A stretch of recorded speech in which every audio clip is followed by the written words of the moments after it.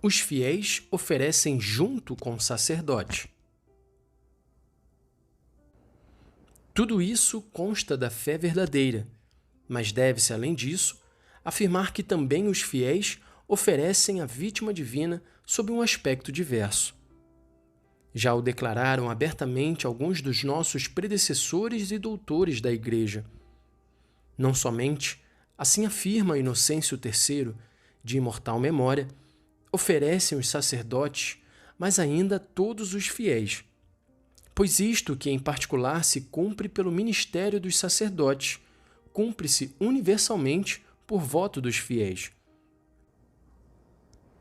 E apraz-nos citar ao menos um dos muitos textos de São Roberto Bellarmino a esse propósito. O sacrifício, diz ele, é oferecido principalmente na pessoa de Cristo. Por isso, a oblação que segue a consagração atesta que toda a Igreja consente na oblação feita por Cristo e oferece juntamente com ele. Com clareza não menor, os ritos e as orações do sacrifício eucarístico significam e demonstram que a oblação da vítima é feita pelos sacerdotes em união com o povo. De fato, não somente o sagrado ministro, depois da oferta do pão e do vinho, voltado para o povo, diz explicitamente: Orai, irmãos, para que o meu e o vosso sacrifício sejam aceitos junto a Deus Pai Onipotente. Mas ainda as orações com as quais é oferecida a vítima divina são, além do mais, ditas no plural, e nelas se indica que também o povo toma parte como ofertante neste augusto sacrifício. Diz-se, por exemplo, pelos quais nós te oferecemos e que te oferecem ainda eles. Por isso te suplicamos, ó Senhor, aceitar aplacado esta oferta dos teus servos e de toda a tua família. Nós, teus servos, como ainda o teu povo santo, oferecemos à tua excelsa majestade os dons e dádivas que tu mesmo nos deste, a hóstia pura, a hóstia santa, a hóstia imaculada. Nem é de admirar que os fiéis sejam elevados a uma tal dignidade. Com a água do batismo, com efeito, os cristãos se tornam, a título comum, membros do corpo místico de Cristo sacerdote e, por meio do caráter que se imprime nas suas almas, são delegados ao culto divino, participando assim de modo condizente ao próprio estado do sacerdócio de Cristo.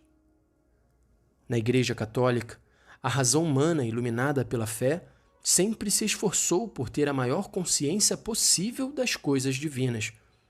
Por isso é natural que também o povo cristão pergunte piamente em que sentido se diz no cânon do sacrifício eucarístico que também ele o oferece. Para satisfazer esse piedoso desejo, apraz-nos tratar aqui do assunto com clareza e concisão. Há, acima de tudo, razões muito remotas. Frequentemente acontece que os fiéis, assistindo aos sagrados ritos, unam alternadamente as suas orações às orações do sacerdote. Alguma vez ainda, acontece, isto antigamente se verificava com maior frequência, que ofereçam ao ministro do altar o pão e o vinho para que se tornem corpo e sangue de Cristo. E, enfim, porque com as esmolas fazem com que o sacerdote ofereça por eles a vítima divina. Mas há ainda uma razão mais profunda para que se possa dizer que todos os cristãos, e especialmente aqueles que assistem ao altar, realizem a oferta. Para não dar ensejo a erros perigosos neste importantíssimo argumento, é necessário precisar com exatidão o significado do termo oferta. A imolação incruenta por meio da qual, depois que foram pronunciadas as palavras da consagração, Cristo está presente no altar no estado de vítima. É realizada só pelo sacerdote, enquanto representa a pessoa de Cristo, não enquanto representa a pessoa dos fiéis. Colocando, porém, no altar a vítima divina, o sacerdote apresenta a Deus Pai como oblação à glória da Santíssima Trindade e para o bem de todas as almas. Dessa oblação propriamente dita, os fiéis participam do modo que lhes é possível e por um duplo motivo: porque oferecem o sacrifício não somente pelas mãos do sacerdote, mas, de certo modo ainda, junto com ele. E ainda porque, com essa participação, também a oferta feita pelo povo pertence ao culto litúrgico. Que os fiéis oferecem o sacrifício por meio do sacerdote, é claro, pois o ministro do altar age na pessoa de Cristo enquanto cabeça, que oferece em nome de todos os membros. Pelo que em bom direito se diz que toda a Igreja, por meio de Cristo, realiza a oblação da vítima. Quando, pois, se diz que o povo oferece juntamente com o sacerdote, não se afirma que os membros da Igreja, de maneira idêntica à do próprio sacerdote, realizam um rito litúrgico visível, o que pertence somente ao ministro de Deus para isso designado, mas sim que une os seus votos de louvor, de impetração, de expiação e a sua ação de graças à intenção do sacerdote, aliás, do próprio sumo pontífice, a fim de que sejam apresentados a Deus Pai na própria oblação da vítima, embora com um rito externo do sacerdote. É necessário, com efeito, que o rito externo do sacrifício manifeste, por sua natureza, o culto interno. Ora, o sacrifício da nova lei significa aquele obséquio supremo com o qual o próprio principal ofertante, que é Cristo, e com ele e por ele, todos os seus membros místicos honram devidamente a Deus.